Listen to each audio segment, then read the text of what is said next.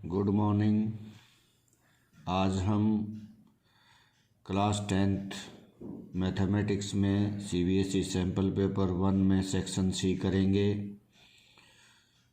इससे पिछले वीडियो में हमने सेक्शन बी कंप्लीट कर लिया था, जिसमें 4 क्वेश्चंस थे।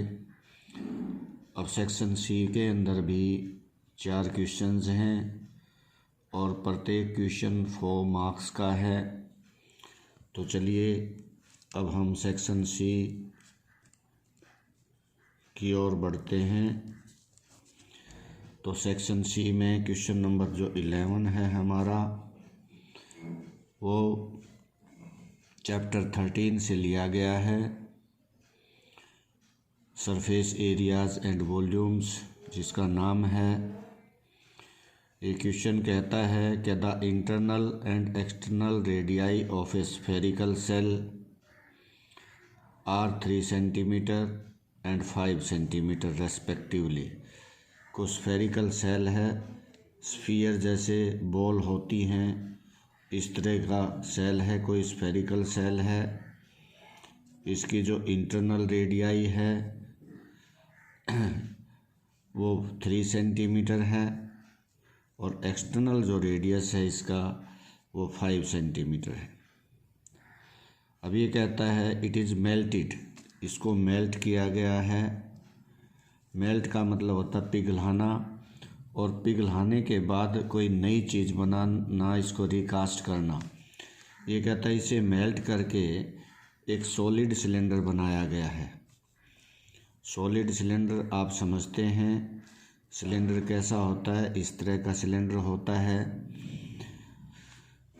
सॉलिड वो होता है जो बीच से खोखला ना हो, होलो ना हो। इस तरह का एक सिलेंडर बनाया, इसे पिघला करके ये बना दिया। इस सॉलिड सिलेंडर का जो डायामीटर है ये 14 सेंटीमीटर है। कहता है इसकी हाइट बताओ, इसकी हाइट बताओ। तो जो हमने निकालना है उसे हम मान लेंगे। Let the height of solid cylinder h centimetre. तो इसका डायामीटर कितना दे दिया, 14 सेंटीमीटर। तो इसका रेडियस कितना हो जाएगा, रेडियस आपको पता ही है कि डायमीटर का हाफ होता है, तो 7 सेंटीमीटर हो जाएगा आपका ये। इसके बाद ये कहता है कि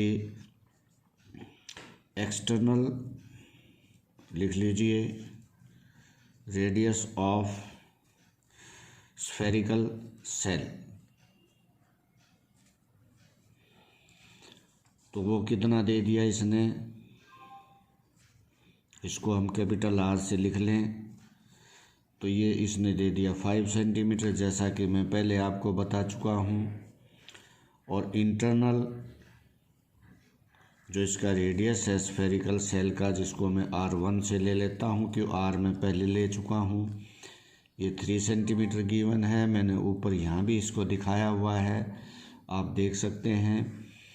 अब यहाँ पर समझने की केवल एक ही बात है कि जब हम किसी चीज़ को मेल्ट करके और उसको रिफॉर्म करते हैं या रिकास्ट करते हैं, तो in that case volumes of both will be same, तो दोनों का वॉल्यूम इक्वल हो जाएगा। तो यहाँ पर हम क्या लिखेंगे कि वॉल्यूम ऑफ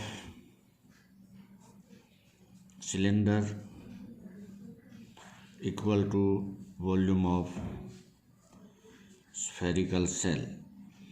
यही हमने ध्यान में रखना है कि जब किसी चीज़ को पिघला करके मेल्ट करके नई चीज़ बनाते हैं, रिफॉर्म करते हैं या रिकास्ट करते हैं, तो in that case volumes will be same. तो वॉल्यूम ऑफ सिलेंडर क्या होता है, पाई R स्क्वायर H, क्योंकि इसका R लिया हुआ है हमने। और वॉल्यूम ऑफ स्फेरिकल सेल, ये ध्यान रखना कि ये स्फेरिकल सेल खोखला है अंदर से, तभी तो इसमें 2 रेडियाई दे रखी हैं। तो कितना हो जाएगा इसका 4/3 पाई R³ - R1, क्योंकि इसका जो वॉल्यूम होता है 4/3 पाई r³ होता है, पर क्योंकि होलो है, खोखला है, तो 2 रेडियस इसमें, यहाँ से पाई से हम पाई कैंसिल कर लेंगे। उसके बावजूद हम इसके अंदर क्या करेंगे कि हम इनकी जो वैल्यूज़ हैं, रेडियस वगैरह हैं, वो लिख लेंगे और उनको काट लेंगे, जिससे हमें हमारी आंसर मिल जाएगा, वैल्यूज़ मिल जाएंगी। उम्मीद है ये चीज़ आपको आती होंगी, कोई ज़्यादा मुश्किल नहीं है, तो बहुत ही आसान सी ये चीज़ है। तो इसमें क्या है हमारा, तो देखिए अब यहाँ पर हम r क्या लिखेंगे 7 और h 4/3, ये 5³ माइनस 3³ क्योंकि ये दे रखा है। अब देखिए h इज इक्वल टू ये 49 हो गया 4/3। अब देखो 5³ 125 होता है और 3³ 27 होता है, और 125 से 27 करेंगे तो 98 रह जाएगा। अब यहाँ पर हम देखें, अगर हम h को यहाँ रख लेते हैं यूँ का यूँ, तो क्या हो जाएगा हमारे पास h is equal to 4, 98, 3 and 49 कहाँ जाएगा 2 पे कट जाएगा, तो कितना हो गया ये हमारा 8/3। तो यहाँ पर हमारी हाइट कितनी आ गई, हाइट ऑफ सिलेंडर हमारी आ गई 8/3 मीन्स 2/3 सेंटीमीटर। अब इसके बावजूद इसने कहा था हाइट ऑफ सिलेंडर बताओ, फिर ये कहता है इसके बाद also find the total surface area of the cylinder, कि सिलेंडर का जो टोटल सरफेस एरिया है वो भी आप बताओ। तो हमें ये पता है कि सिलेंडर का जो टोटल सरफेस एरिया होता है वो क्या होता है, देखिए total surface area of cylinder, ये क्या होता है टोटल सरफेस एरिया इसका 2πr into r plus h। इस फार्मूले को आप याद रख लें। अब आपके पास पाई भी है 22/7, r भी है, इसका r कितना दे रखा है 7 दे रखा है, आप ऊपर देख लें, अभी ऊपर हम करके आए हैं इसको, और 7 और h जो हमारा दे रखा है वो 8/3 जो अभी अभी हमने निकाला। देखो ये रहा, एक आंसर हमारा ये है हाइट।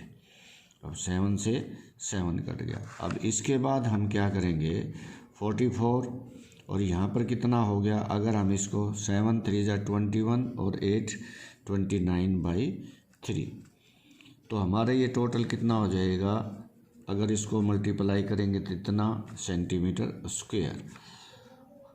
और अगर इसको हम पॉइंट में ले लेंगे, इसको डेसिमल में लेना चाहेंगे, तो ये हमारा हो जाएगा 0.33 सेंटीमीटर स्क्वायर। ये आंसर आपके आगे, 2 आंसर आ गए।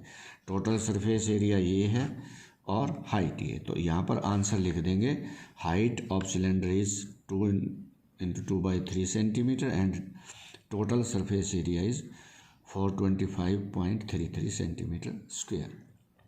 ये क्वेश्चन नंबर 11 था, आपका चैप्टर 13 से लिया गया है।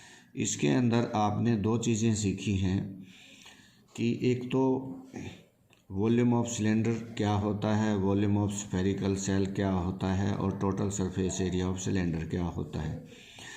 और दूसरी चीज़ हमने इसमें सीखी है कि जब हम किसी चीज़ को मेल्ट करके नई चीज़ बनाते हैं तो क्या होता है कि in that case volumes of the both solids will be equal. तो ये 2 चीज़ें हमने यहाँ पर सीखी। उम्मीद है ये आपको समझ आ गया होगा।